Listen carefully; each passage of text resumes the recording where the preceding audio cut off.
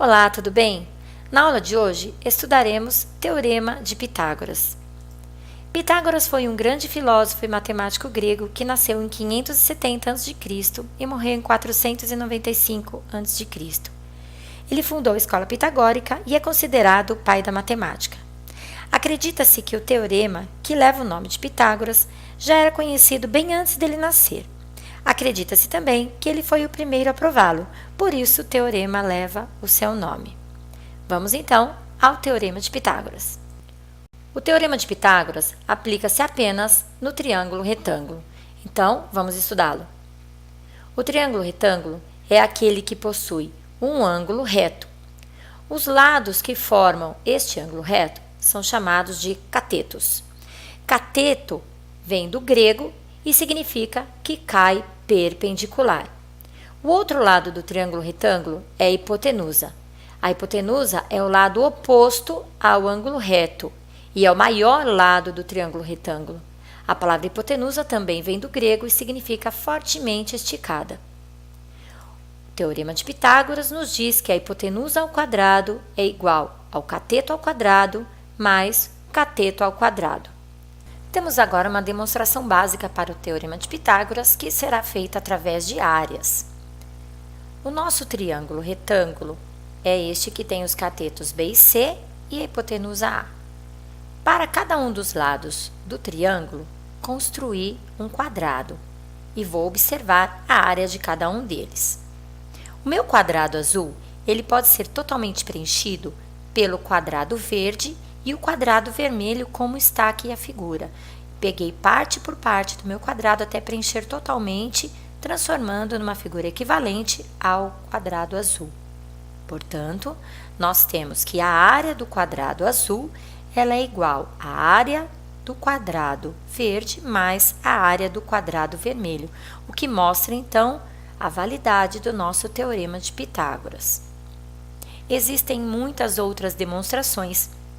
Ficaremos, por enquanto, apenas com essa. Vamos falar agora das ternas pitagóricas. O que seria isso? Números inteiros com a propriedade de que um dos números, quando elevado ao quadrado, era igual à soma dos quadrados dos outros dois. Isto é, exatamente o Teorema de Pitágoras. Na tabela aqui ao lado temos alguns exemplos de números inteiros que obedecem ao Teorema de Pitágoras. Quando os catetos são 3 e 4, temos a hipotenusa 5. Quando os catetos são 5 e 12, hipotenusa 13 e assim por diante. Um caso especial é o caso do triângulo com os catetos 3 e 4 e a hipotenusa 5. Dizemos que a terna pitagórica 3, 4, 5 é um caso muito importante que nos ajudará a resolver os problemas mais rapidamente. Então, nós temos 3, 4, 5. Quando usamos triângulos semelhantes, podemos usar 6, 8, 10 ou 9, 12, 15, 12, 16, 20, 15, 20, 25 e assim por diante. Vamos à resolução de um problema. Um pet shop precisa levar 2 cães até seus donos. As casas onde cada um mora se apresentam como na figura. Como não quer ter problema durante o percurso, o entregador precisa saber qual a distância entre as duas casas para calcular o tempo necessário, evitar atrasos e não precisar abastecer no decorrer do caminho. Qual a distância entre as casas? Observe a figura.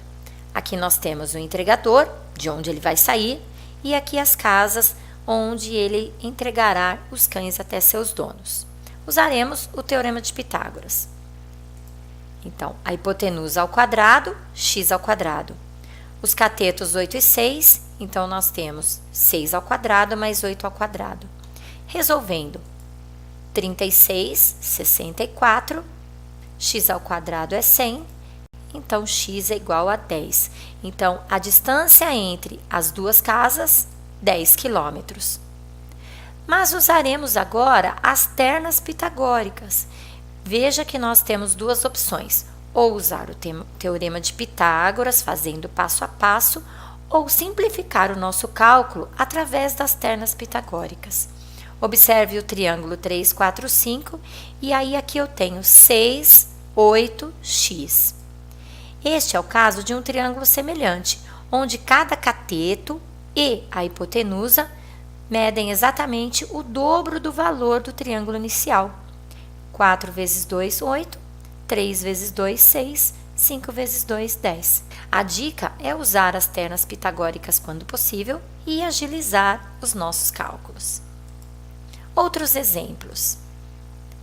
Temos um triângulo onde os catetos são 3 e 6 e a hipotenusa y. Utilizando o teorema de Pitágoras, nós teremos hipotenusa ao quadrado é igual a cateto ao quadrado mais cateto ao quadrado. Aqui, 9, 36, y ao quadrado igual a 45. Então, y é igual a raiz quadrada de 45, que não é um número exato. Faremos, então, a fatoração. Então, 45 é o mesmo que 3 ao quadrado vezes 5. Separando as raízes, 3 ao quadrado e 5. Terminando o cálculo, y igual a 3 raiz de 5. Outro exemplo, com números decimais.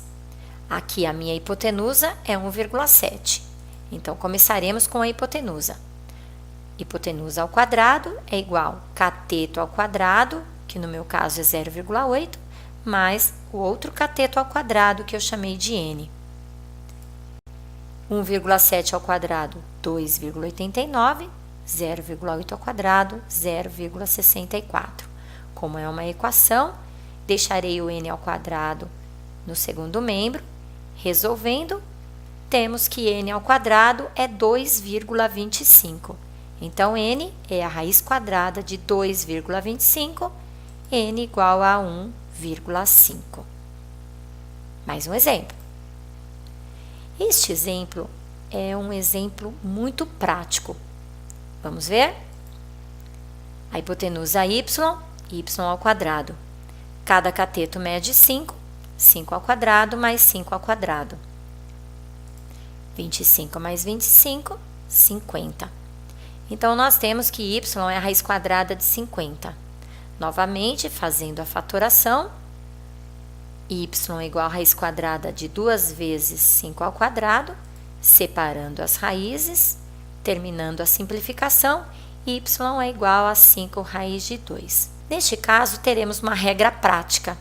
Observem aqui, catetos 5 e 5. Hipotenusa, 5 raiz de 2. Generalizando, catetos x, x, hipotenusa x raiz de 2. Pode ir tranquilo que isso sempre dá certo. Esta regra prática é muito importante, que poderá ajudar você a resolver os problemas de uma forma mais rápida. Espero que você tenha entendido e gostado da aula. Até a próxima!